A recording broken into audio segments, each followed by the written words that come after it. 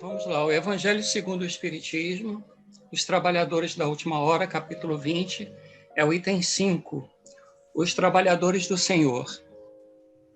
Chegastes ao tempo em que se cumprirão as coisas anunciadas para a transformação da humanidade.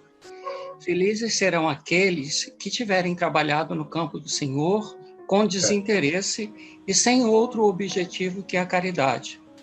Seus dias de trabalho serão pagos por 100 vezes mais do que esperavam. Felizes serão os que houverem dito aos seus irmãos: trabalhemos juntos, irmãos, e unamos nossos esforços para que o Mestre, ao chegar, encontre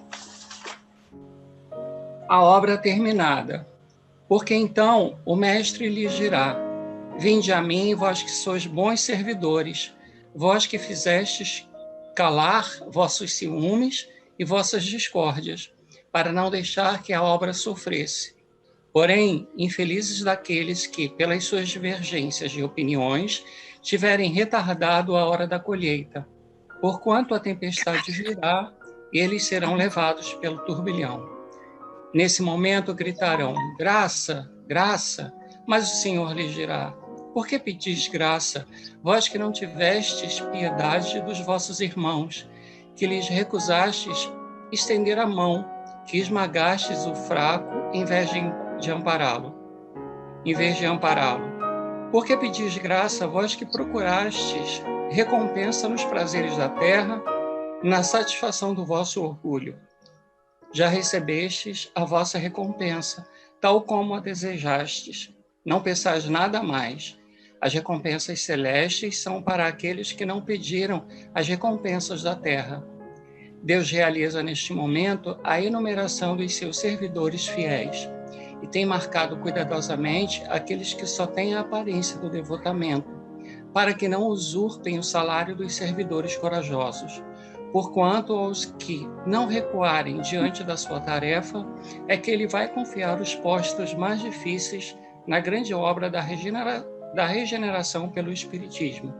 E se cumprirão essas palavras: os primeiros serão os últimos e os últimos serão os primeiros. O Espírito de Verdade, Paris, 1862.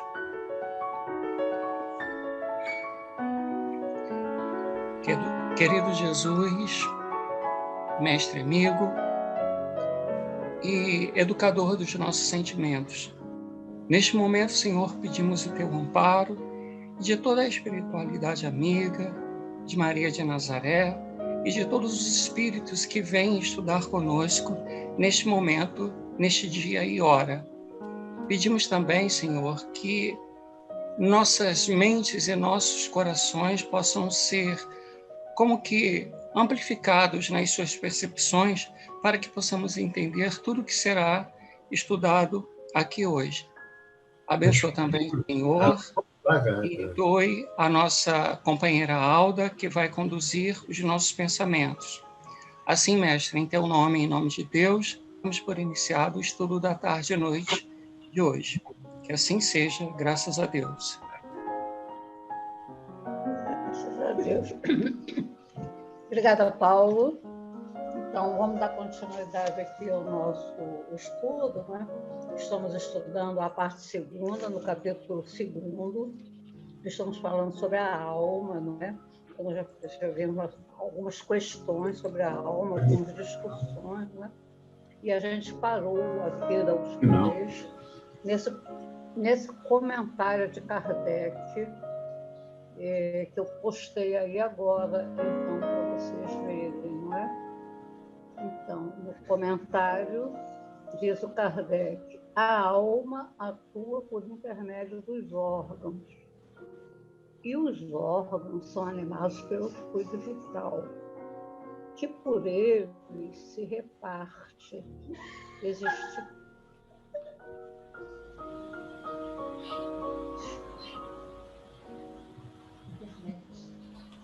Por ele se reparte,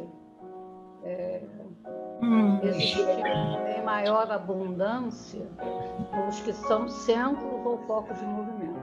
Então, vamos entender aí o que o Kardec está falando, né?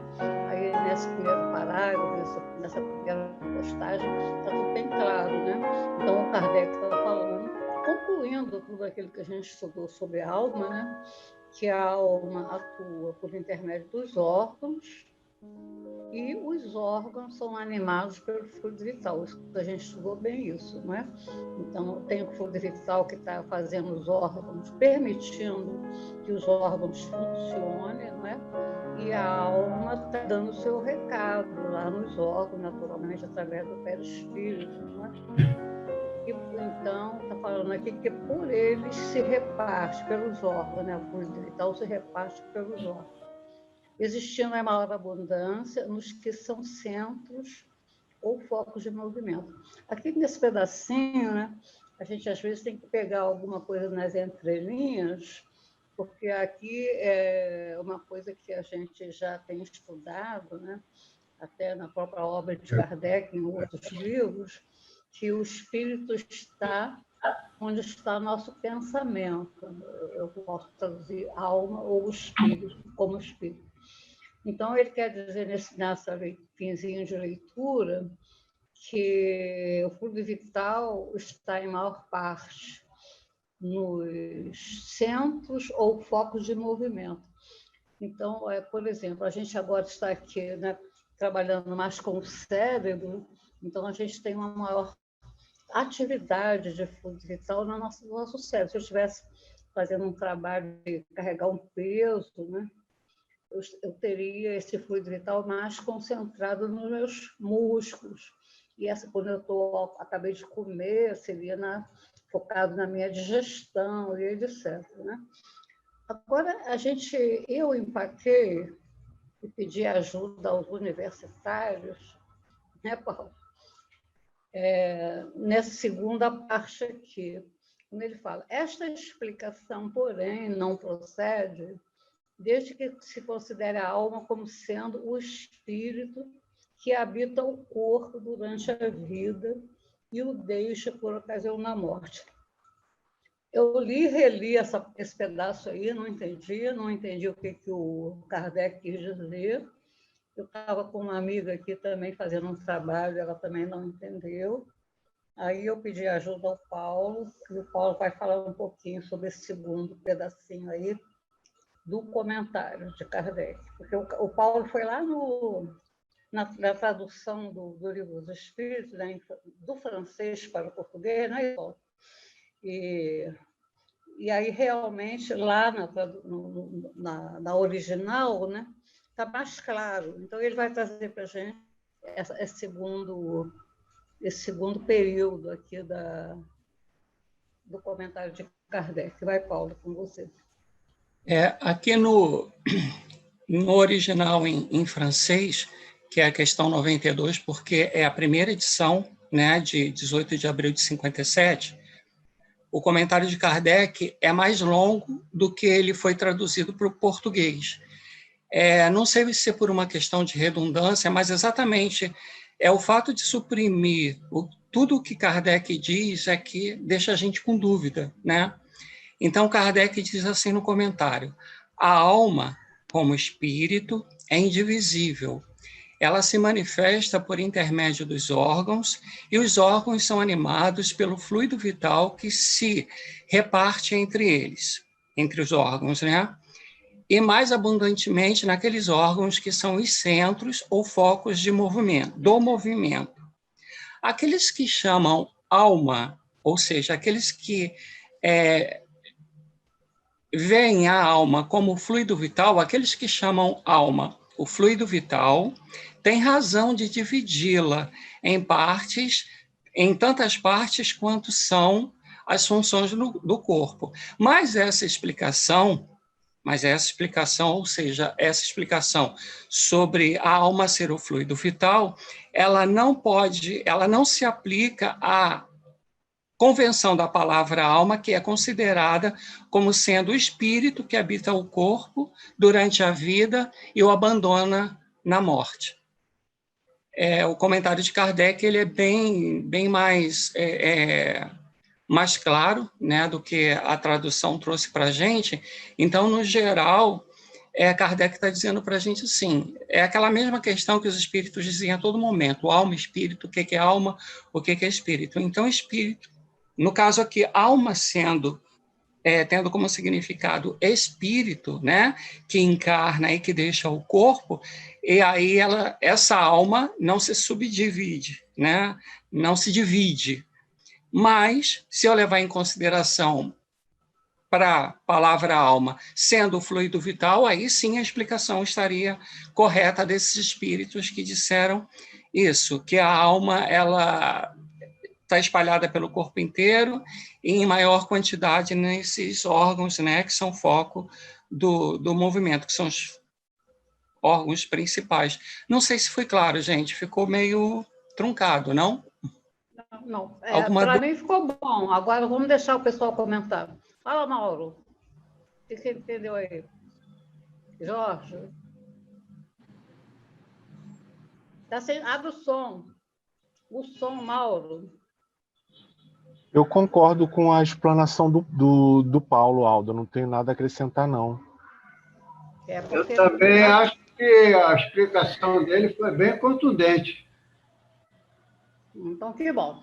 Então, a gente podia trazer uma interpretação assim, nossa, pessoal, né? Porque, na verdade, é para não deixar nenhuma confusão, né? Do texto poder fazer a gente pensar que a alma se divide, vai lá no fígado, vai lá no coração. Não é isso, né? A alma é uma, né? Indivisível, e ela tem o comando, mas ela tem o comando, ele não está falando aqui nesse pedaço, a gente sabe que o comando é através do perispírito, né? E o comando do espírito ou da alma, através do perispírito, vai chegar nos órgãos, né? E nos órgãos tem o fluido vital, que está fazendo o quê? Mantendo o órgão vivo e em funcionamento. Então, parece Alda, um pouquinho... Fala. A gente pode fazer analogia com a nossa própria corrente sanguínea. Fala. Por exemplo, no momento da alimentação, existe um fluxo maior de sangue na área do estômago, do intestino, onde os nutrientes serão absorvidos, né? Isso. Quando a gente está fazendo uma atividade física, a mesma coisa. A parte sanguínea fica muito mais ativada nos músculos. Então, é a mesma coisa com essa distribuição do fluido pelo perispírito, né? Pelos órgãos, né? Isso. O fluido pelos órgãos. Tá bom, então. Então, dando continuidade aí, a gente vai passar para a questão 141. Não é? Alguém pode ler para mim? Pode ler, Selma, para mim?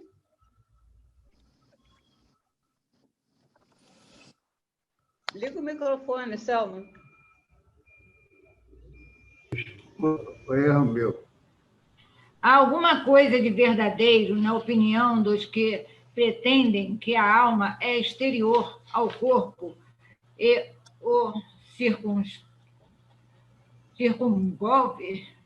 Não, circunvolve.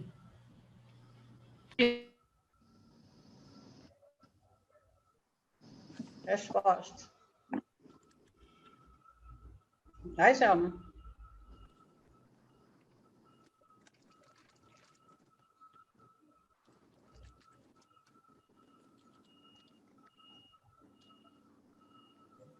Ela fechou o microfone novamente. O Mauro está contra mim, hein? Desculpa, foi eu. A alma não se acha encerrada no corpo, qual pássaro numa gaiola. Irradia e se manifesta exteriormente como a luz através de um globo de vidro, ou como o som em torno de um centro de sonoridade.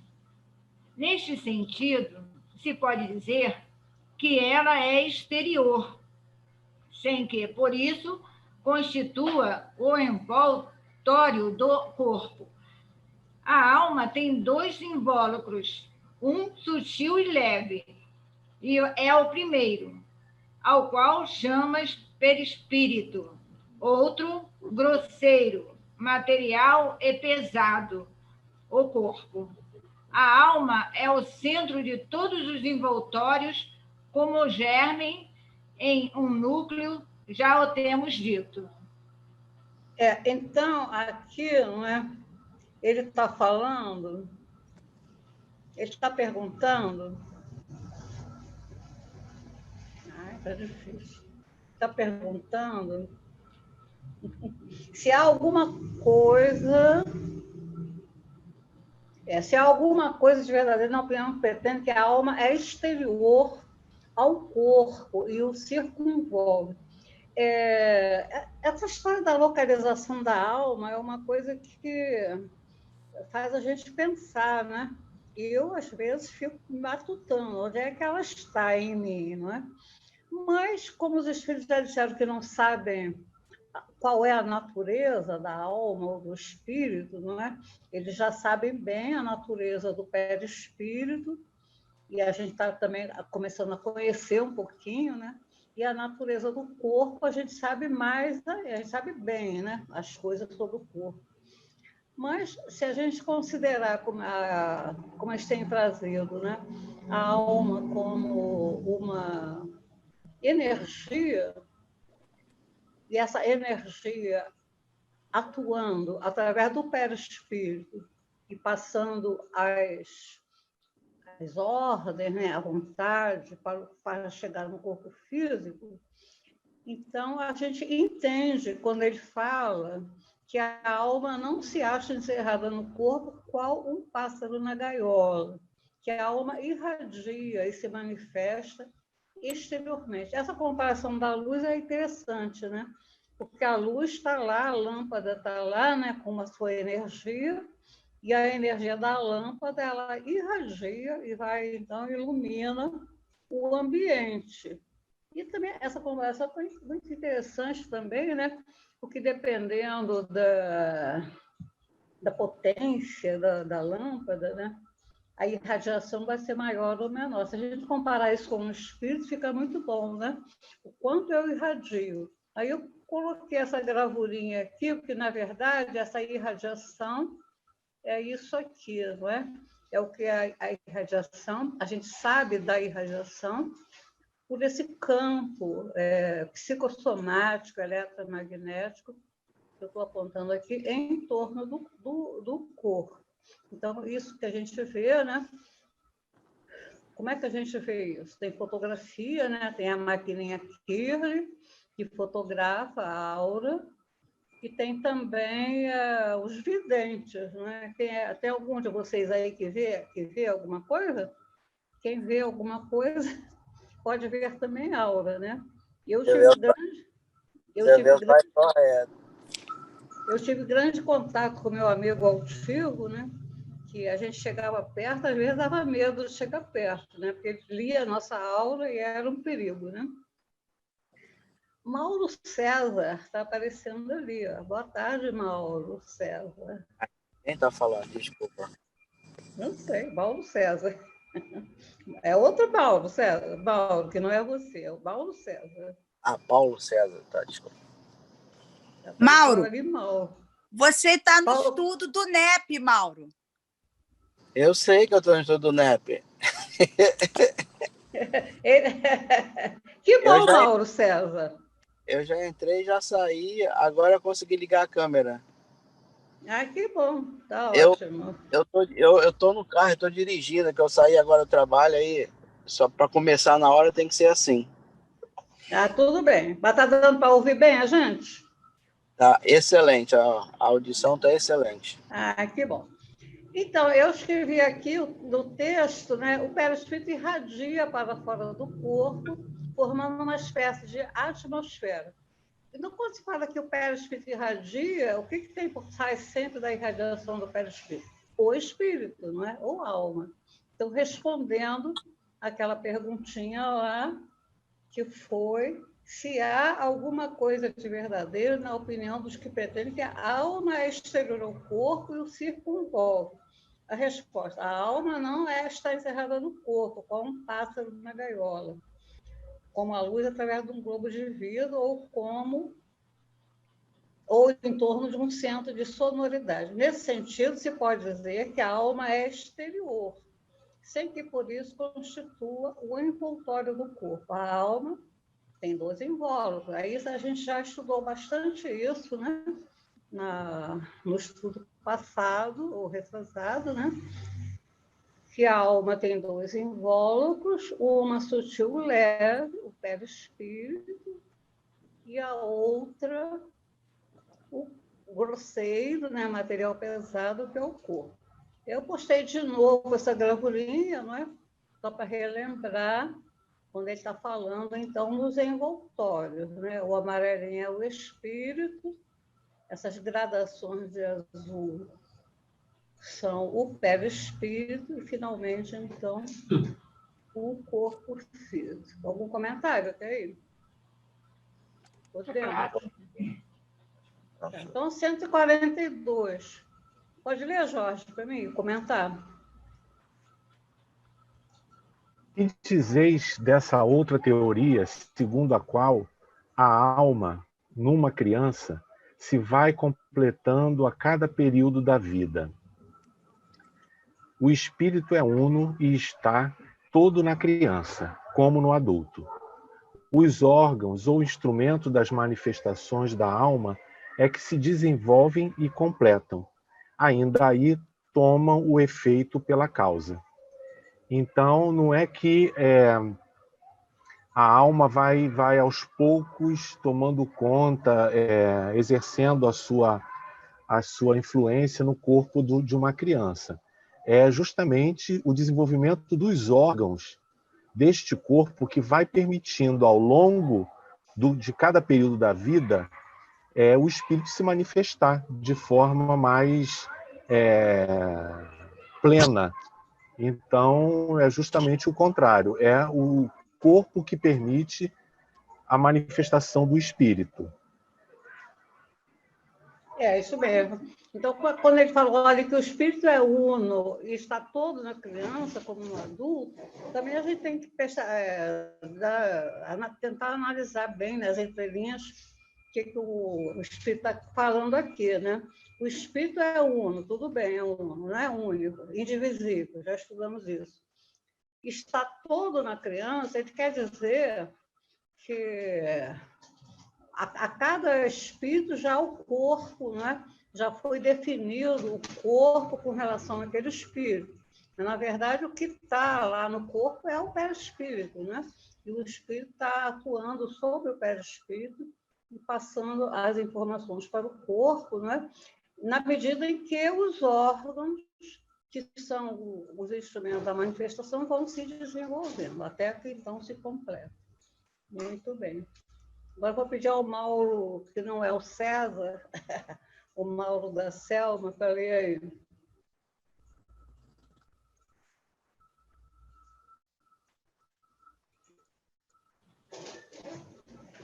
Mauro? 143. Porque todos os espíritos não definem do mesmo modo a alma? Boa pergunta. Aqui, ó. Os espíritos não se acham todos esclarecidos igualmente sobre este assunto. Ele botou no plural, né, Mauro? Perdão. Sobre estes assuntos. Perdão. Bom isso, né?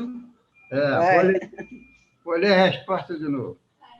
Os espíritos não se acham todos esclarecidos igualmente sobre estes assuntos. Há espíritos de inteligência ainda limitada que não compreendem as coisas abstratas. São como as crianças entre vós. Também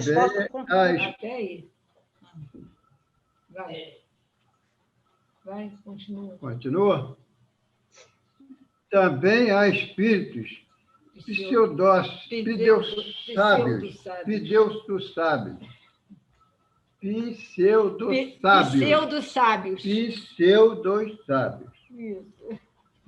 que fazem alarde de palavras para imporem, ainda como sucede entre vós. Continua lá. A resposta continua. Vai, Mauro. Depois, os próprios espíritos esclarecidos podem imprimir-se em termos diferentes, cujo valor, entretanto, é substancialmente o mesmo, sobretudo quando se trata de coisas que a vossa linguagem se mostra impotente para traduzir com clareza, recorrem, então, a figuras, a comparações que tomais como realidade. Eu vou voltar, então, lá na pergunta, tá bem? Então, por que todos os espíritos não definem do mesmo modo a alma? Aí eu botei até com letra vermelha, né? Esse início da resposta, porque a gente, às vezes, fala isso aí e nem sempre a gente é entendida por que a gente fala, né? Então, os próprios espíritos estão falando. Os espíritos não se acham todos esclarecidos igualmente sobre estes assuntos. Então, quando a gente fala, né? Quando a gente, às vezes, tenta interpretar um pouco as respostas dos espíritos, né? A gente pode fazer isso e deve fazer isso, não é? Porque a gente já tem como, não é? Porque agora a gente não é mais criancinha na doutrina, a gente já tem como analisar, criticar, não é? Assim como a gente fez no comentário do Kardec, né? A gente poder entender o que os espíritos estão falando.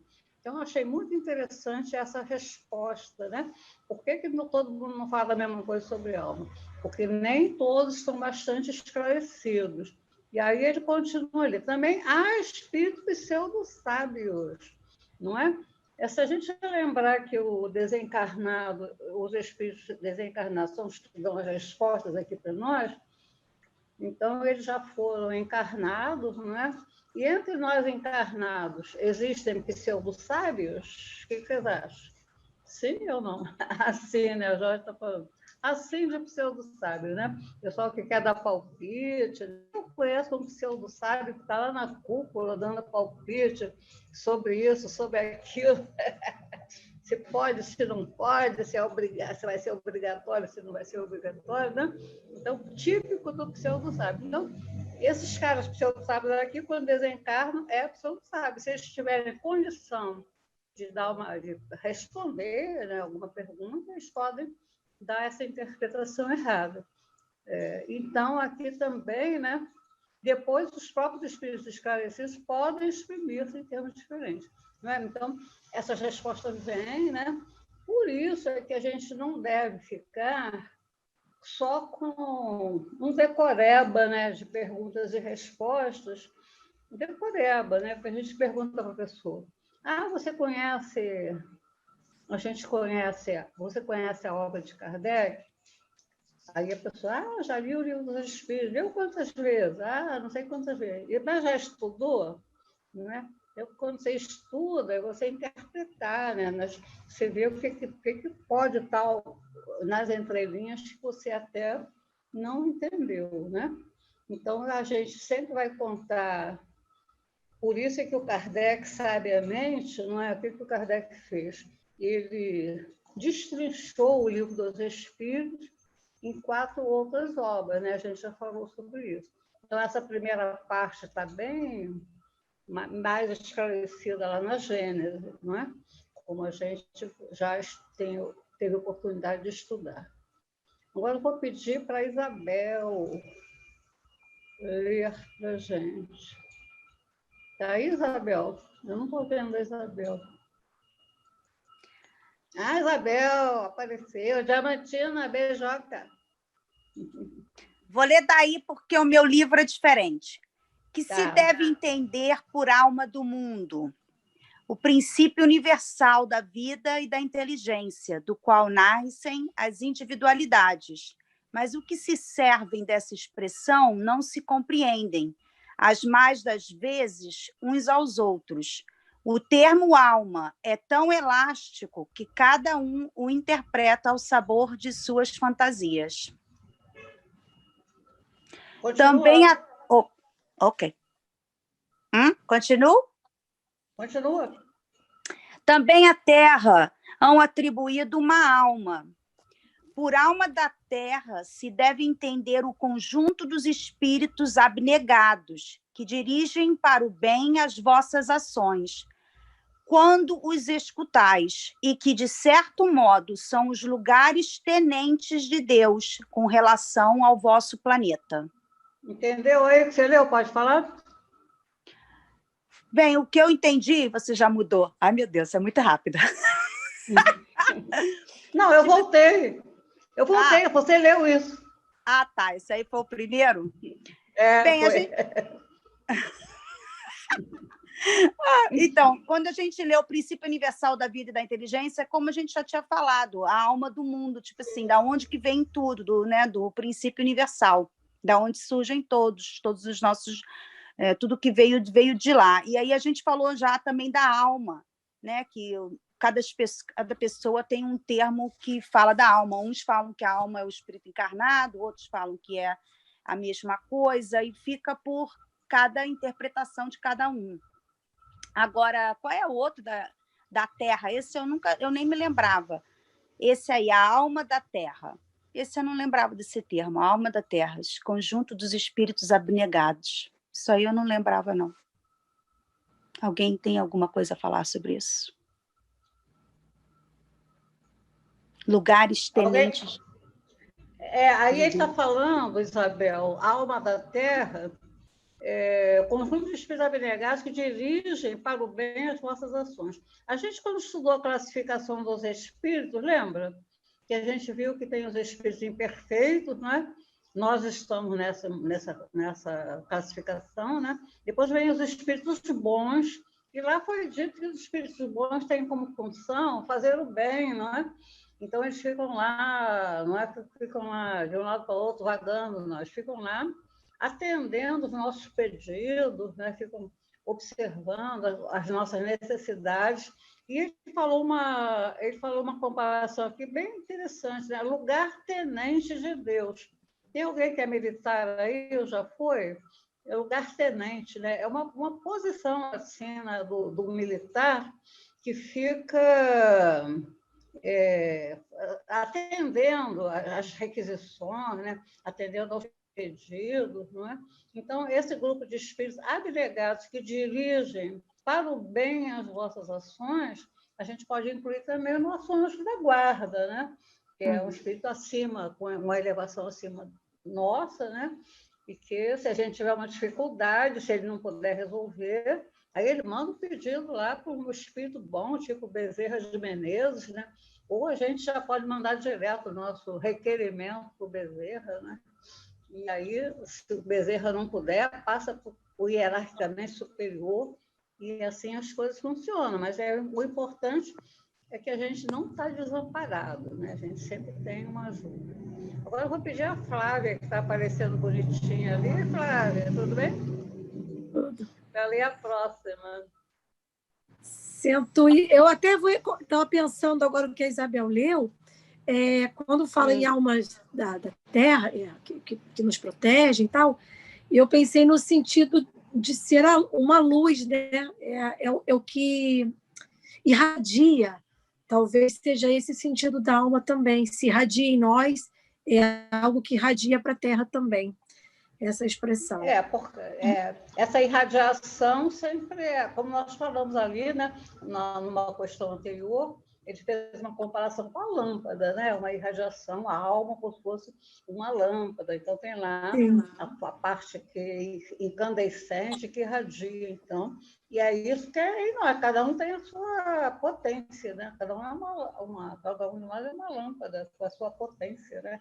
Ilumina mais ou menos, ou fica tudo escuro, né? Não é? Muito bem. Vamos então, lá. Flávia, 145. A minha versão também não é igual de todos, mas vamos lá. Como se explica que tantos filósofos, antigos e modernos, tenham discutido tanto tempo sobre a ciência psicológica sem terem alcançado a verdade. Esses homens eram precursores da doutrina espírita eterna. Prepararam os caminhos, mas eram homens e se enganaram por tomarem as próprias ideias pela luz. Mas os próprios erros servem para deduzir a verdade, mostrando o pró e o contra. Aliás, entre esses erros se encontram grandes verdades que um estudo comparativo vos faz compreender. Na verdade, eles não estavam agindo por mal, era pela ignorância mesmo de saber interpretar, mas buscavam o mais alto que podiam sobre aquele significado. O que nos ajuda hoje, quando fala sobre os prós e os contras, eles deram algum passo, então isso só acrescenta o que já se pensava. Eles conseguiram alcançar algum tipo de pensamento que não estava totalmente errado, mas limitado pela época. E depois disso foi acrescentado novos ensinamentos, como é a lei, né? Eu acho que as coisas vêm devagar para nós mesmo. É um passo atrás do outro. Naquela época, talvez uma verdade dessa não fosse totalmente compreendida. Então, eles já foram só de questionar e tentar buscar um sinônimo, buscar um sentido, uma explicação, já deram algum passo, como uma madeira que você lixa para depois trazer um verniz e, aos poucos, ir desenvolvendo aquele material. Né? Muito bom, Flávia. Adorei a sua explanação. Ótimo. Porque quando a Flávia estava falando, eu estava me lembrando, sabe de quê?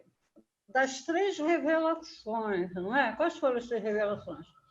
Bom, podem me responder? Quais foram as 3 revelações?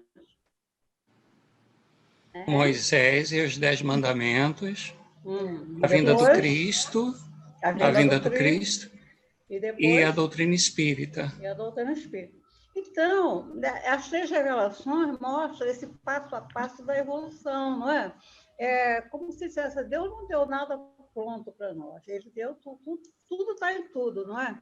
Então, deu ao homem a inteligência e as possibilidades de encontrar as coisas, não é? Então, não podia, na época de Moisés, tudo ser dito, na época de Jesus também. E agora, na doutrina, a gente está, assim, graças a Deus, conseguindo, né, estudar, entender a doutrina, não é? Mas a gente não pode ficar, assim, bitolado por certas ideias, a gente tem que abrir as mentes, né? Ler obras, ler André Luiz, ler Leon Denis, não é? Então, a gente precisa fazer isso, além do Kardec, que é a nossa base, o que a gente está fazendo agora. Então, muito bom, Flávia, obrigada. Agora estou vendo a Marley ali. Marley vai ler o próximo, que é 146. Vocês estão me ouvindo? Porque o meu computador está com problema. Consegue ouvir? Estamos ouvindo, pode falar. 146. A alma tem no corpo sede determinada e circunscrita. Sede determinada e circunscrita? Não. Porém, nos grandes gênios, em todos os que pensam muito, ela reside mais particularmente na cabeça, ao passo que ocupa principalmente o coração naqueles que muito sentem e cujas ações têm todas por objeto a humanidade. A alma está onde está o pensamento. Isso está entre parênteses, foi eu que escrevi, não está no livro, não, tá? Porque, como a Marley leu, você pode falar, Marley? Você leu? Oi? Você pode falar? Sim, você já comentou bastante sobre isso com a gente. Eu estou lendo e estou lembrando assim, as aulas, né? Sobre essa coisa que a alma está em alguns, está no pensamento, né? Na consciência, né? E outros no coração. Você comentou bastante disso com a gente. Assim. Então, aqui eu botei, parece que a alma está onde está o pensamento. E também hoje a gente já falou, né? Quando a gente está numa atividade mental, não é que a alma esteja, mas a concentração da energia do espírito da alma está nessa parte, né? Alda, fala.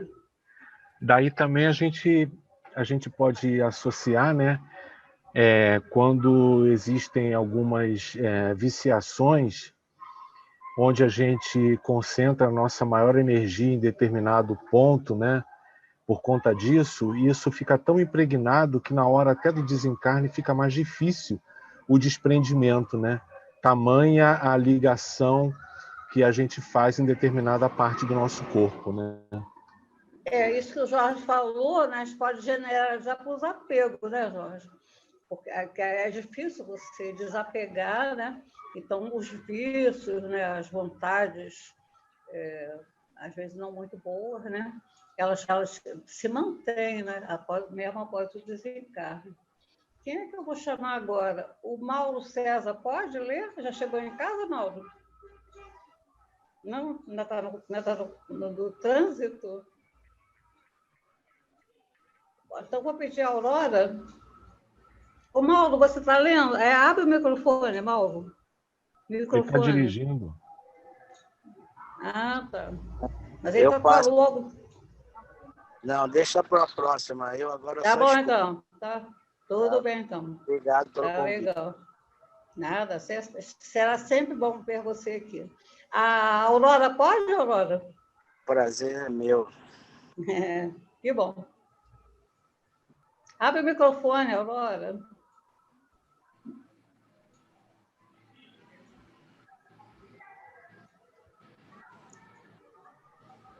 Aurora, abre o microfone. Porque é 146A. Que se deve pensar da opinião dos que situam a alma num centro vital? A resposta. Quer isso dizer que o espírito habita, de preferência, essa parte do vosso organismo, por ser aí o ponto de convergência de todas as sensações, os que situam no que consideram o centro da vitalidade. Esses a confundem com o fluido ou princípio vital.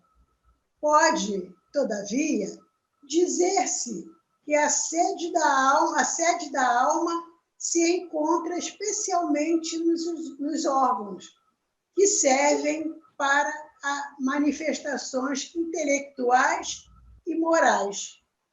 Quer falar, Aurora?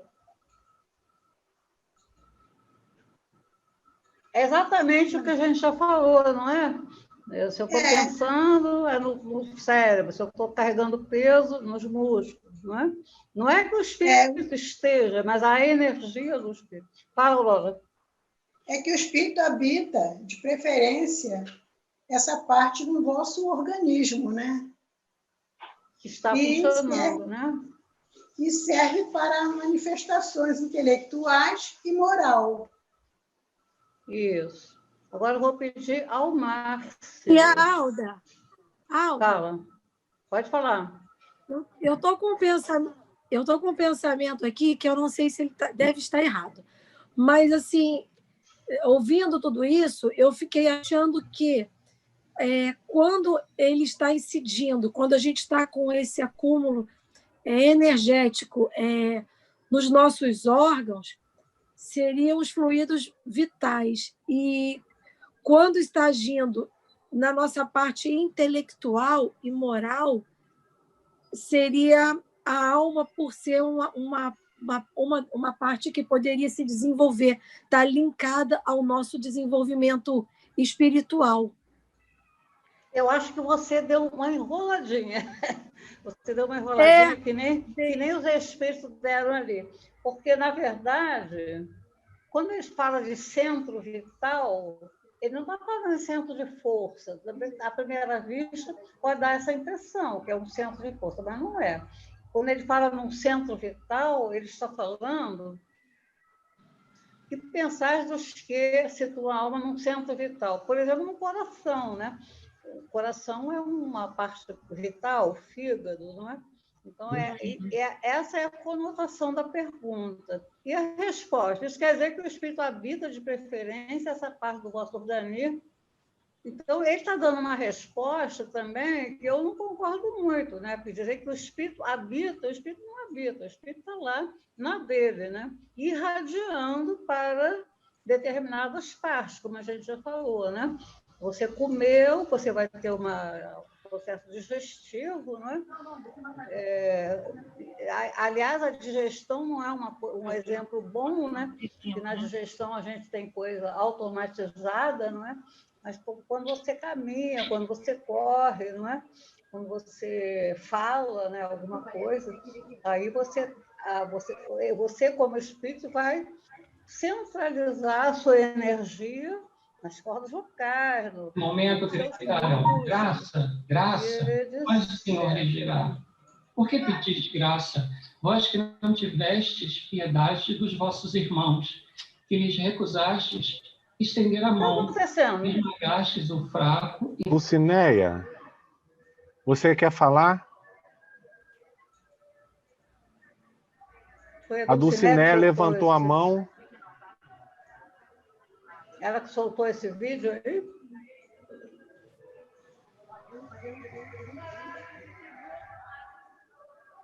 Pode seguir, Alda. Tá bem. Aí vou pedir para a Andréia. Estou achando a Andréia aqui, ó. Andréia Moraes, olha. Tia Alda. Fala, querido. Eu posso fazer um comentário sobre essa questão aí? Deve. É porque, assim, eu acho que nem cabia aos espíritos responderem isso a Kardec, porque eles não estão falando exatamente de algo, não é um ensinamento que eles estão dando para a gente, mas Kardec está pedindo a eles esclarecimentos sobre o que nós achamos sobre determinada coisa. Né? Eles não estão dizendo que o espírito habita ou influencia mais sobre uma área ou outra aí. Ele está respondendo só uma questão de Kardec com relação com relação à opinião de algumas pessoas, né? E os espíritos com muita boa vontade acabam respondendo, né? Mas eles também não estão afirmando nada, eles estão tentando responder a opinião de alguns, né? Isso, porque a pergunta foi: o que se deve pensar da opinião dos que situam a alma num centro vital? Mas o que eu estava falando agora, ela respondendo a Flávia, não é? Que a Flávia colocou uma questão aqui hoje. Abençoe também o Senhor, perdoe a nossa companheira Alda. Aí eu vou pedir a Andréia, não é? Espera aí que eu vou passar o slide aqui. 147. Tia Alda, tudo bom, gente? Oi, esse querida. estudo, eu tenho que ser muito verdadeira. Esse estudo está tão difícil para mim que minha mão... Jorge, não ri, Jorge. Eu falei agora para o Jorge, tia Alda, que eu acho que eu vou ter que voltar para moral cristã. Quem está falando? Você falou para o Jorge, não. Andréia. Você falou para todo mundo, André. Para todo mundo, exato. Mas só eu que respondi. Tão difícil para mim. Aí, tia Alda, eu escutei agora a senhora falando. Eu não concordo com o que ele escreveu. Aí, pronto. Aí você vai dizer, que pecado a tia Alda discordando dos espíritos. Não, eu gostei disso, eu gostei, porque eu discordo de várias coisas. Fico aliviada. Mas eu, sinceramente, eu não posso mais faltar aos estudos, não, porque eu não estou sabendo nada. Bom, então, André, desculpa se a gente está num nível que você está sendo muito modesta, não é? Porque, na verdade, o nome... A gente está chamando esse nosso curso de aprofundamento do Livro dos Espíritos. Baseado em quê? Em que todo mundo que está ali na casa, né, o pessoal que é do grupo, já estudamos em algum momento o Livro dos Espíritos, não é? Então, a gente mas eu acho que eu estudei pouco. Não, mas está dando um pouquinho para você entender. Não, mas eu vou me dedicar, não vou faltar aqui às reuniões. A minha mãe deve estar adorando isso. Vai te puxar as orelhas. Então, ainda bem que ela está longe. Pode ler, então, Andréia? Leio. Mas vou te falar, hein? Essa leitura também... Vamos lá. Vamos aprendendo, a gente vai lendo. Vocês estão acostumadas com esse vocabulário, aí é fácil.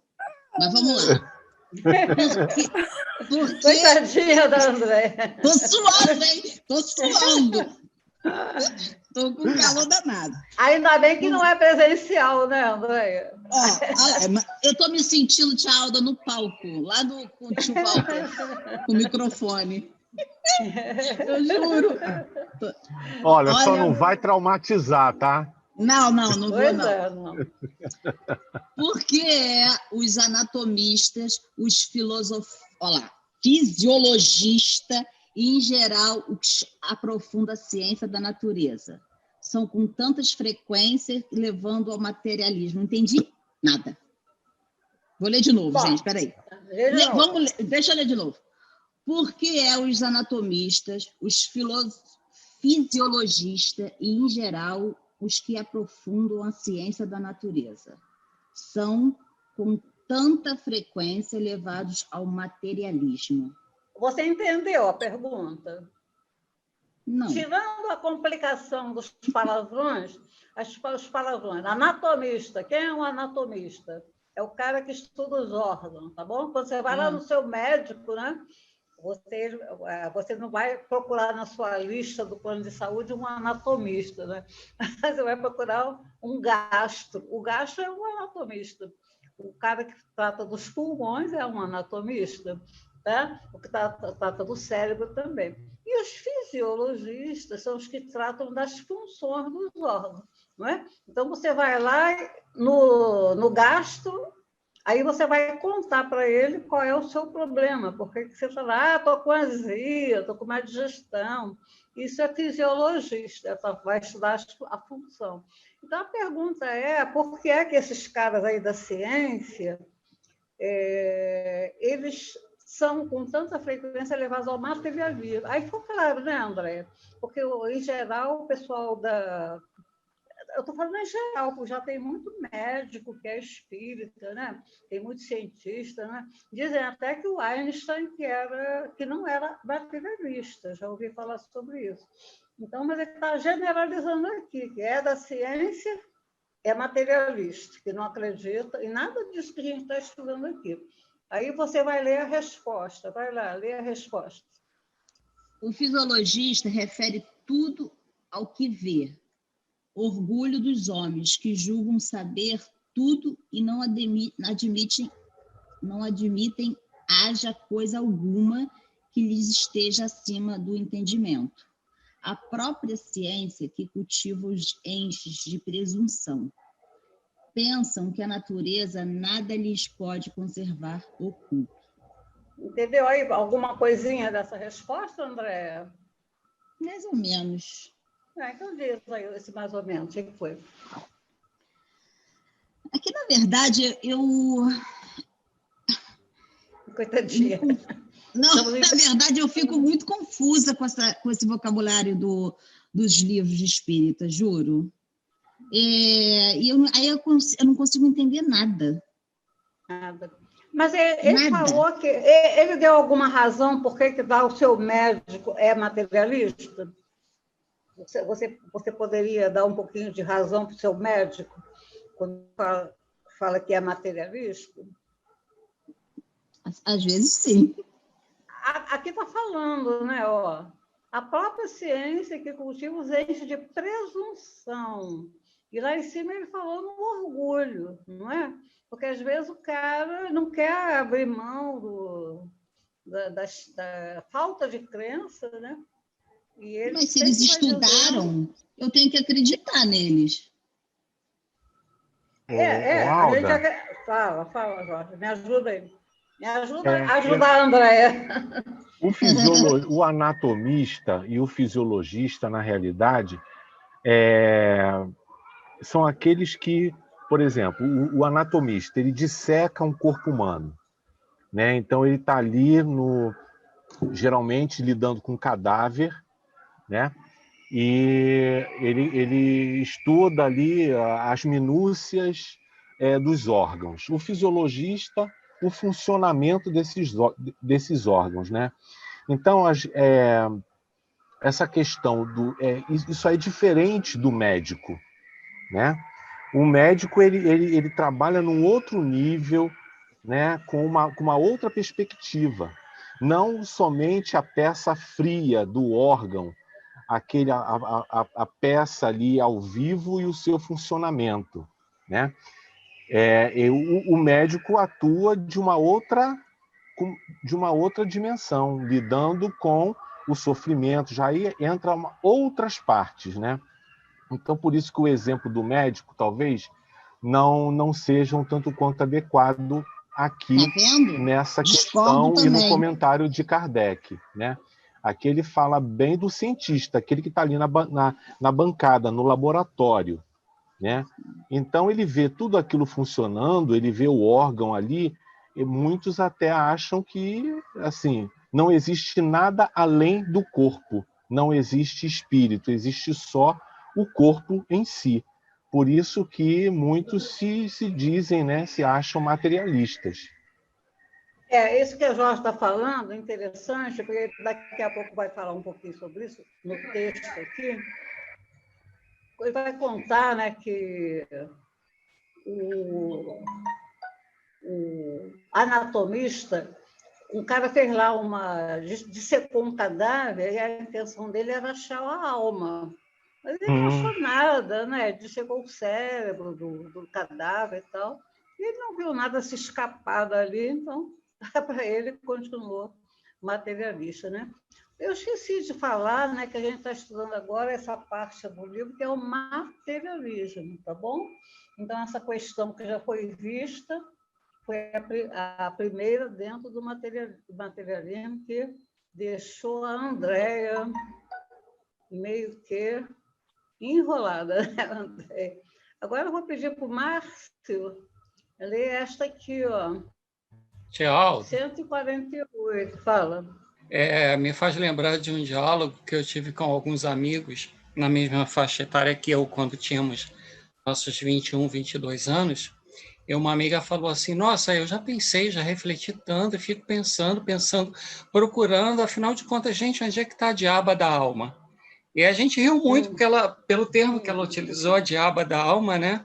Mas eu acho que é mais ou menos isso aí que o Jorge explicou, né? Procura-se, mas como você não vê, né? Não encontra uma prova palpável, né? Embora para nós, com a doutrina espírita, seja tudo muito palpável, mas, enfim, cadê a diaba da alma, né? Afinal de contas.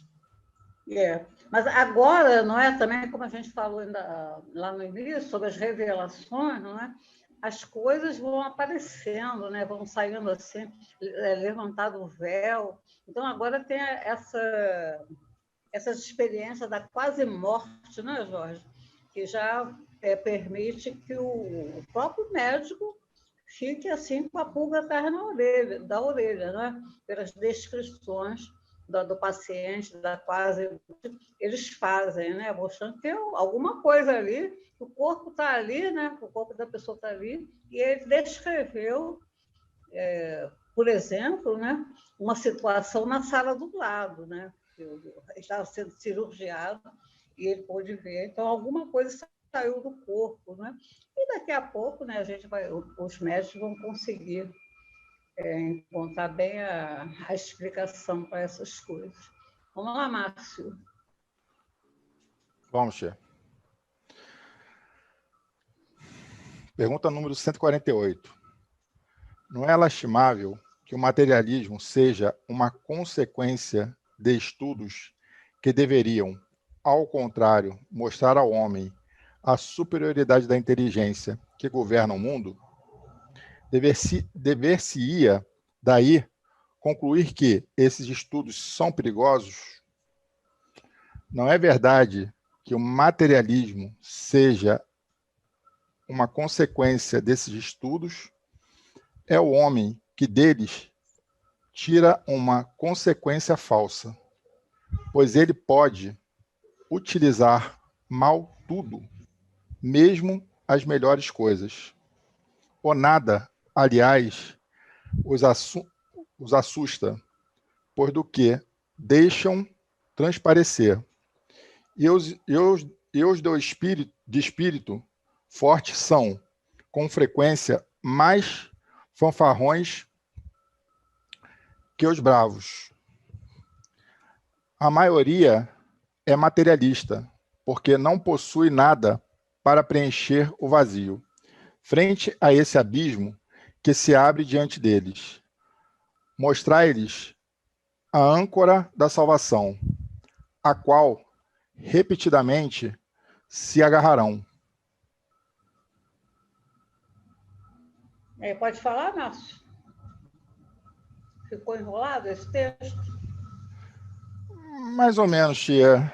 Ele fala que, assim, muitos, apesar de ver, né, à sua frente a realidade, não acreditam, né? Foi isso mais ou menos que eu entendi. Eu observo também que quanto mais as pessoas inteligentes, eles geralmente são ateus, porque a pessoa inteligente, ela é muito inteligente, das ciências e tal, eles se julgam, têm uma grande vaidade. Então, admitir Deus e esse, como eu disse, esse abismo de possibilidades, ele só pode acreditar no que ele vê. Então, é muito fácil. Ele não está vendo, então eles dizem que são ateus, né? Mas ele fala que até no final, né, Flavinha, dessa resposta, que na hora da salvação vão se agarrar justamente a Deus, né? Ah, é verdade. Eu tinha até esquecido disso. Isso mesmo. Eu lembro... um pouco, né? Pode, Jorge, vai. A gente também não pode esquecer que da época em que esse livro foi organizado por Kardec, né? Isso é importante, Alberto, né? Então, a gente tem que contextualizar essa resposta, essa pergunta, porque eu não tenho certeza, mas eu acho que todas essas teorias, né, da anatomia, da fisiologia, talvez tenham sido contemporâneas, né, dessa época de Kardec, né? Foi desse grande influxo aí depois desse renascimento que houve, né, das artes, das ciências, da filosofia e tudo. Então, naquela época, eles estavam também descobrindo, avançando, né, nesses estudos da anatomia e da fisiologia. Isso. Agora, como o menino falou, o Márcio falou ali, né, mostrar uma âncora, e a Flávia também falou, né? Âncora de salvação, e elas se agarrarão pressurosamente. Porque na época em que eu era materialista, já fui, hein, gente, lá pelos idos da adolescência e um pouquinho depois, né? E uma vez eu me peguei chamando Nossa Senhora, porque a gente estava quase batendo de frente, o pneu furou do carro, e na alta velocidade, eu comecei a chamar Nossa Senhora. Aí, depois disso, a pessoa falou assim, ué, você não é materialista? Como é que chamou tanto a Nossa Senhora? Não é? Então, é essa âncora, né, da salvação, né? Você se diz materialista, mas no fundo, né, você acredita em alguma coisa. Agora, gente, a gente vai passar para os comentários de Kardec sobre tudo isso aí. É enorme. Se alguém tiver com o livro aí, vocês vão ver que tem 2 páginas de comentários. Então, a gente vai... Comentário sempre é importante, não é? Comentário de Kardec. Eu sempre falo que se a gente não quiser estudar todo o capítulo, a gente estuda o comentário de Kardec, que a gente já vai aprender alguma coisa. Então, a gente vai... Fala. Desculpa eu te interromper. Eu só queria perguntar se a Dulcineia quer falar alguma coisa, porque ela está com a mãozinha levantada. Será que ela foi parar no YouTube de novo? Ela está aqui. E a Conceição? A Conceição também está. Eu acho que a Deise também está. Então, por que não estão aparecendo? Porque estão com com o vídeo desligados. A gente pode dar um toque nelas para ligar o vídeo? Dulcinéia, você quer falar alguma coisa? Aí, pode falar, mãe, agora. Não, está com a Dulcinéia. Ela está com o som fechado. A Dulcinéia está com tudo fechado. Microfone fechado. Como você sabe que ela está aí? Como eu. Não, porque ela entrou na sala. Ela está na sala, ó. Dulcinéia Damasceno Rodrigues. Ela parece aquele livro que estava vendo. Ela vai falar alguém pode ligar para a Dulcinéia? Alguém daí pode ligar para a Dulcinéia? E fazer um lembrete para ligar o vídeo e o... Às vezes ela não sabe. Porque da outra vez a minha amiga... Como é o nome da minha amiga? Aquela que é do Leon Denis. A Thelma está ligando. Thelma está ligando para ela. Então. Ela me falou que não sabia. Aí eu rapidinho ensinei a ela que ela tinha que ligar o vídeo. Esqueci o nome. Enfim, mas hoje ela também não veio. Acho que ela não veio. Mas agora está aberta, lá, tá vendo? Então vamos lá, Aldo. Enquanto isso, vamos seguir. Então vamos lá. O comentário de Kardec. Quem não leu hoje? A Conceição está por aí? Está sem áudio e vídeo também? Eu estou. A Conceição não apareceu. Apareceu, Margarida. Eu consegui só agora. Eu não assisti nada, eu consegui abrir agora. Então você já pode ler aí? Está dando para você ver? Comentário de Kardec. Aqui. Por uma aberração da inteligência, pessoas há que só veem nos seres orgânicos a ação da matéria, e a esta atribuem todos os nossos atos. No corpo humano, apenas veem a máquina elétrica. Somente pelo funcionamento dos órgãos estudaram o mecanismo da vida, cuja repetida extinção observaram por efeito da ruptura de um fio, e nada mais enxergaram além desse fio. Nesse pedacinho, você entendeu, Conceição? Você pode falar alguma coisa? Não, porque eu não escutei a reunião. Então tá bem. Então eu vou perguntar e você vai responder. Vamos lá. Então, por uma aberração da inteligência, pessoas há que só veem nos seres orgânicos a matéria, a ação da matéria, e a esta atribuem todos os nossos atos. Esse cara é materialista, Conceição? O que só vê... Repete, que eu não entendi direito. Ele está falando que por uma aberração da inteligência, há certas pessoas que só veem nos seres orgânicos, no seu próprio corpo, por exemplo, a ação da matéria. E atribui tudo à matéria. Então, essas pessoas não acreditam que exista uma alma além da matéria. Ele é materialista ou é espiritualista? Eu acho que é materialismo, né, Alda? Com certeza. Essa pergunta é bem infantil, né? Só acredito naquilo que vê, né? Isso. Aí ele continua. No corpo humano, apenas é como se fosse o corpo uma máquina também, né? Esse é materialista. Obrigada, Conceição. Nada. Quem mais está aí que eu não chamei ainda? André já leu? Paulo Novaes, lê para mim um pouquinho.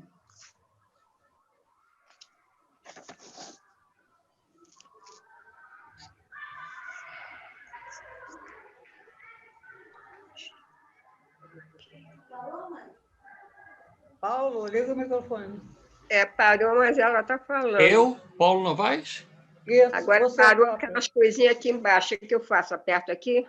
É só a senhora clicar aqui, mas a senhora está no áudio, lá, está tudo aberto. Eles estão vendo a senhora. Tudo bem. E, é para eu ler, Alda? Querido, vamos lá. Procuraram saber se alguma coisa restava E como nada acharam senão matéria, que se tornara inerte, como não viram a alma escapar-se, como não a puderam apanhar, concluíram que tudo se continha nas propriedades da matéria, e que, portanto, a morte se seguia à aniquilação do pensamento. Então, bem claro aí o que é o materialismo, não é? A pessoa procura, depois da morte, não acha nada, é só o corpo que não mais funciona. Então, aí... Quer ver, Selma? De botar aqui. Selma. Eu ler? Vai lá. Triste consequência, se fora real, porque então o bem e o mal nada significariam. O homem teria razão para só pensar em si e para colocar, acima de tudo, a satisfação de seus apetites materiais. Quebrados estariam os laços sociais e as mais santas afeições se romperiam para sempre. Quer explicar?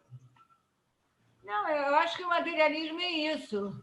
Você ser materialista acredita só no que vê. E aí é que fica a interrogação da alma, que ele não vai poder ver a alma. Então, ele nunca vai acreditar. Né? Só vai acreditar naquilo que ele vê. Quantas pessoas a gente vê que tem esse pensamento, né? E Então, acha até que a alma, só as pessoas que são espíritas é que acreditam. O materialista acha isso também. Quer ler, Mauro? Felizmente, longe estão de ser gerais semelhantes ideais. Ideias. Felizmente, longe estão de ser gerais semelhantes ideias, que se podem mesmo ter por muito circunscritas, constituindo apenas opiniões individuais, pois que, em parte alguma, ainda formaram doutrina. Uma sociedade que se fundasse sobre tais bases traria em si o germe de sua dissolução e seus membros se entredevoriam como animais ferozes. Eles iam se devorarem, né? Como os animais. Realmente não há condições. Como que o espírito ia progredir? Como que o espírito ia evoluir? Se ele o corpo morreu, acabou tudo. Quer dizer, os animais é diferente, né? É por causa da consciência, né? Isso mesmo. Isabel, pode agora, Isabel? Realmente não funciona. Eu continuo? É. Eu estava no meu livro, então eu continuo aí de vocês. O homem tem instintivamente a convicção de que nem tudo se lhe acaba com a vida. O nada lhe infunde horror, e em vão que se obstina contra a ideia da vida futura. Ao soar o momento supremo, poucos são os que não inquirem do que vai ser deles, porque a ideia de deixar a vida para sempre algo oferece de pungente. Aí eu tenho que fazer o comentário, né? Aquele negócio. Sempre é bom. Então, é aqui ele está falando, que até a pessoa mais materialista que seja, ela vai chegar uma hora, né, que ela vai se fazer a pergunta para si própria do que será, o que será que vai me esperar depois da morte. Foi aquilo que a gente já comentou, que, né, na hora da morte a gente sempre procura algo maior. Então, o materialista, ele, por mais materialista que seja, eu acho que ali no fundinho da ideia dele, ele ainda também se prende numa esperança de que tenha algo além daquela vida. Então, assim, o nada que está falando aqui, ele infunde horror. Eu também, se eu fosse materialista, eu acho que eu ia ser uma pessoa que eu ia estar sempre com medo, porque se eu pensar que a minha vida acabou e acabou tudo, né? Então, não te dá esperança. Essa doutrina dá esperança para a gente de que alguma coisa continue. Isso, muito bem.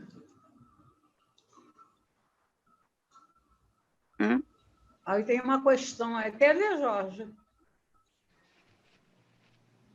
Quem de fato poderia encarar com indiferença uma separação absoluta, eterna, de tudo o que foi objeto de seu amor? Continua lá. Quem poderia ver, sem terror, abrir-se diante de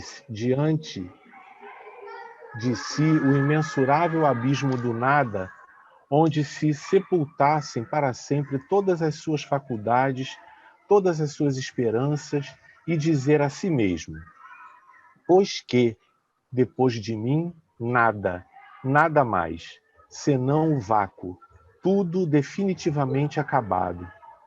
Mais alguns dias e a minha lembrança se terá apagado da memória dos que me sobreviverem. Nenhum vestígio dentro, em pouco, restará da minha passagem pela terra. Até mesmo o bem que fiz será esquecido pelos ingratos a quem beneficiei. Eu já ouvi esse tipo de questionamento, de argumentação de pessoas que não são espíritas, mas que acham realmente um desperdício, um contrassenso, né? Tudo isso acabar com a morte, né? De que valeu todas as experiências, todo o tempo de estudo, todo o tempo de trabalho, de aperfeiçoamento, de progresso para se acabar? Então, realmente, a gente nem precisa ser espírita para a gente fazer esse tipo de reflexão, né? Muitos até acreditam que algo continue depois da morte, que a vida não acabe, né? E essas questões são importantes. Isso. Vamos, então, conceituar, né? A gente devia ter feito isso lá no início, esquecendo. A diferença é que quem acredita em alguma coisa após a morte e quem não acredita em nada. Então, materialista é aquele que não acredita em nada após a morte. Todas essas leituras que a gente fez, né, sobre o materialista. E quem acredita em alguma coisa, ele é espiritualista. Tem lá na introdução do Livro dos Espíritos essa diferenciação, não é? Então, quem é espiritualista? Todo mundo que acredita na sobrevivência da alma. O católico acredita, o espírita acredita, o muçulmano acredita, enfim, né? Agora, se não acredita em nada, é materialista. E aí, talvez, a dificuldade de a pessoa dizer que é materialista, mas que na hora da dificuldade, né, vai chamar por um santo, né, por uma ajuda qualquer. Era isso para acrescentar.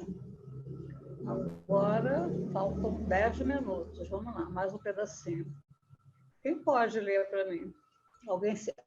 Algum candidato espontâneo? Eu leio. Lê, por favor. E nada para compensar tudo isto, nenhuma outra perspectiva além do meu corpo roído pelos vermes. Não tem este quadro alguma coisa de horrível, de glacial? A religião ensina que não pode ser assim e a razão nolo confirma.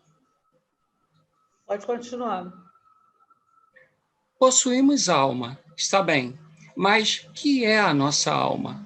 Tem forma, uma aparência qualquer? É um ser limitado ou indefinido? Dizem alguns que é um sopro de Deus, outros uma centelha, outros uma parcela do grande todo, o princípio da vida e da inteligência. Que é, porém, o que de tudo isto ficamos sabendo?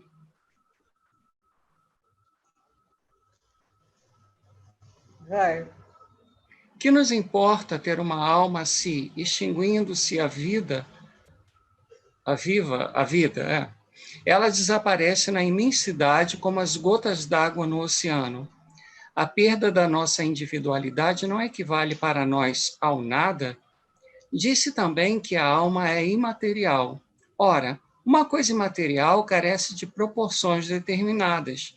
Desde então, nada é para nós.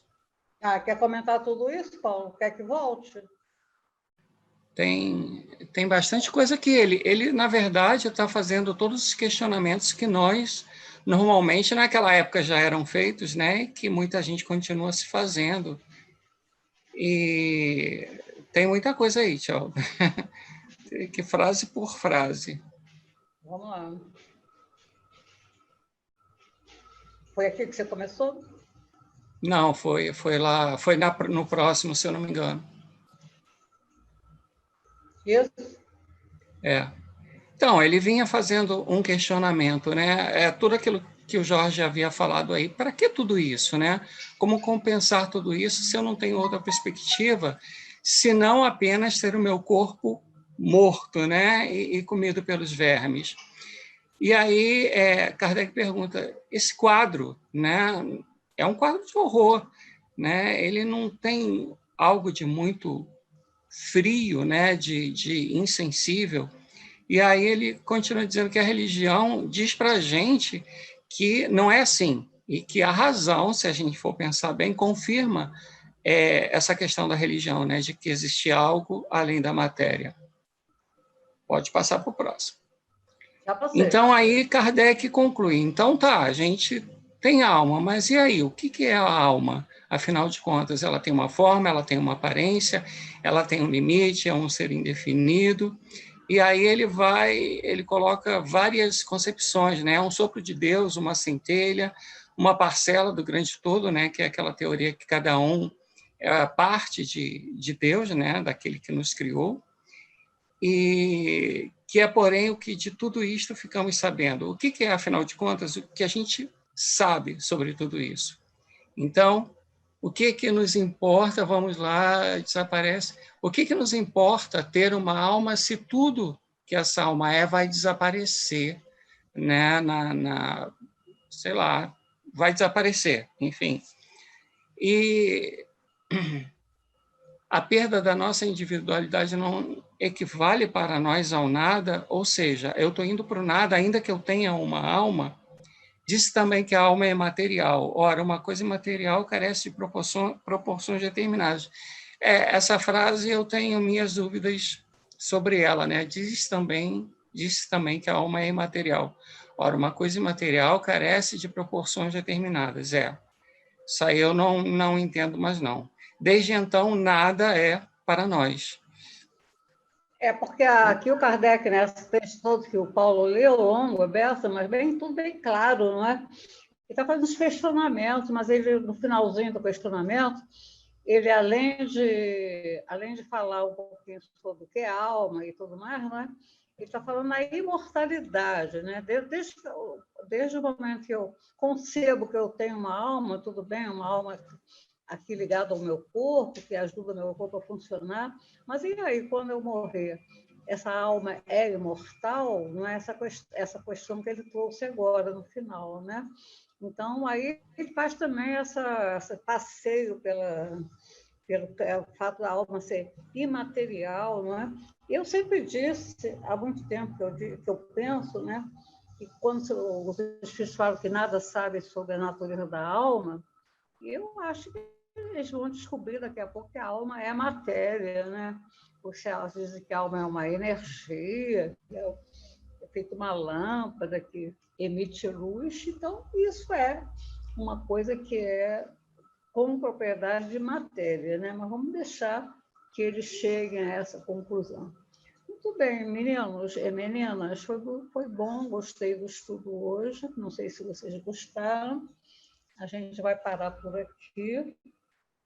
Depois eu vou marcar ali no meu livro. E vou deixar 5 minutos para quem quiser falar mais alguma coisa antes da prece final. A palavra é livre.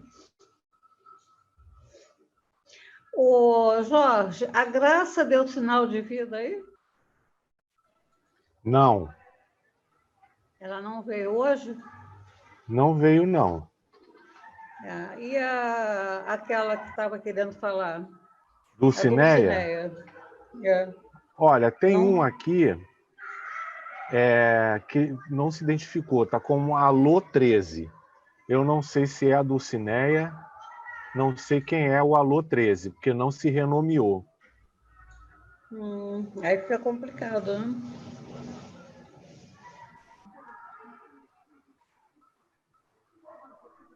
Então, alguém quer falar alguma coisa? 5 minutinhos. Hoje não precisa gravar a prece, né? Porque agora a prece vai ser falada agora para nós ao vivo, virtualmente ao vivo. A Diamantina pode abrir o microfone dela ou você vai ter que ir lá em cima abrir? Eu ia pedir a Diamantina para fazer a prece. Eu abro o microfone dela. Ah, é? Pode? Posso. Ah, então tá bem. Temos 5 minutos antes da prece. Alguém quer falar alguma coisa? Palavra final, gente? Se não, vou escolher. Marley, estou vendo a Marley aí. Quer falar alguma coisa, Marley, para encerrar? Eu ia até falar, mas palavra final dá um peso, né? Eu ia comentar que essas questões, embora elas sejam de muitos anos, né? Muitas delas ainda são questões hoje em dia. Muitas coisas que eles debateram lá atrás e a gente ainda está quebrando a cabeça por aqui ainda, né? Mas a gente está chegando, né? Cada dia. Por isso que é importante estudar, né? Para a gente se conhecer, né? Conhecer nossa formação, nossa estrutura e nossas possibilidades, né? De progresso, que é a nossa meta, né? E aí, Marley, vai falar?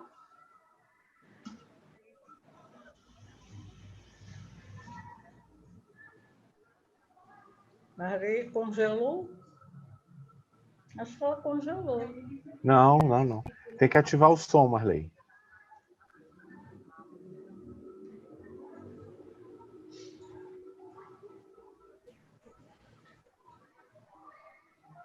Ela falou que está no jardim, só aprendendo. A Marley não, a Marley já é catedrática, já é universitária. Não é, Marley?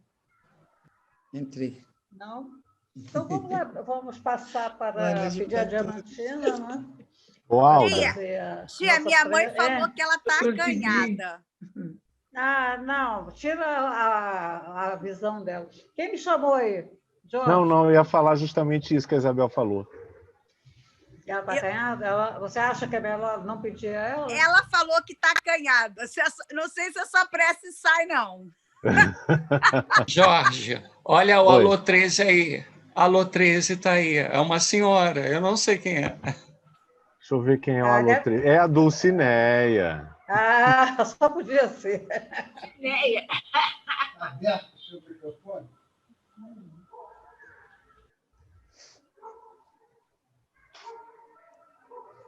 Ela está falando. Tem que abrir o microfone da Diamantina, que ela está falando. Márcio. A gente não consegue abrir por aqui, não.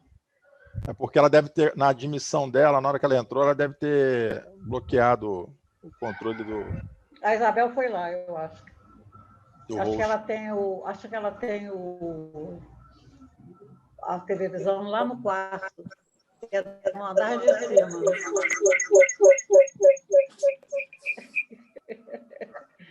Chegou lá, viu? Chegou rapidinho. Eles querem falar com a senhora. Ixi. É para fazer a prece? Isso. Faz uma preta para a gente. Bom, eu só que agradeço a Deus pela oportunidade de estarmos juntos e pela oportunidade desse estudo maravilhoso. Estou muito feliz e agradeço a Deus por tudo e graças a Deus por estar aqui. Pronto. Conclui aí, Isabel. Amigo nosso, que por favor nos orientem os nossos pensamentos, orientem os nossos atos, que nós possamos estar sempre com uma alma aberta e feliz para poder ajudar o nosso próximo, ainda mais no momento que a gente se encontra hoje em dia, com tantas pessoas que precisam de uma palavra carinhosa, de uma mão amiga e principalmente de afeto. Então, vamos nos ajudar, vamos aprender, sim, mas principalmente aprender a abrir o nosso coração para que a gente possa extravasar isso, porque é o mais importante. Agradecemos muito por a oportunidade de estar aqui junto com amigos tão queridos, estudando sua doutrina, e que realmente fiquemos em paz. Assim seja. Graças a Deus, assim seja. Que bom. Boa noite. A Dulcineia, apareceu a Margarida. Então, gente, até a próxima. Boa noite a todos. Bom final de semana. Boa noite. Gente, boa noite. Foi ótimo. Não tivemos problemas técnicos hoje. Parabéns. Boa noite a todos. Que Boa bom. noite. Boa noite a todos. Beijo em todos. Boa. Opa, apareceu Boa todo noite para mundo. todos. Alda, Diamantina, Marcinho. Um beijão na mamãe e no papai e todos. Boa noite, Aurora. Obrigado. Pessoal também. Obrigada. Oi, Conceição, boa noite. Beijo, gente. Beijo, mãe. Beijão, filhinho. Ai, meu Deus. Um abraço a todos. A Dulcineia quer dar boa noite, Dulcineia? Ei, Dulcineia, dê boa noite, pelo menos. Microfone fechado. Acho que ela não está nem escutando. Eu também acho que ela não está escutando, não. Levanta a mão, Dulcineia, se você estiver escutando. Tudo bom, Dulcineia? Ah, não. Tá, não. Ela está alheia. Alheia a tudo. Ela só tá vendo a gente. Então, Ô, tá, Jorge, gente. uma pessoa chamada Lúcia entrou, não, né?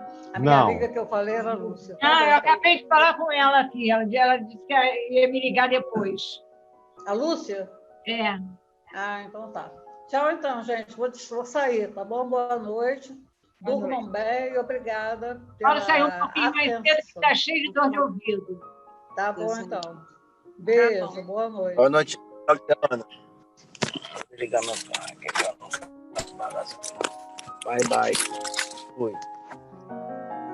Mauro! Eu derribo aqui.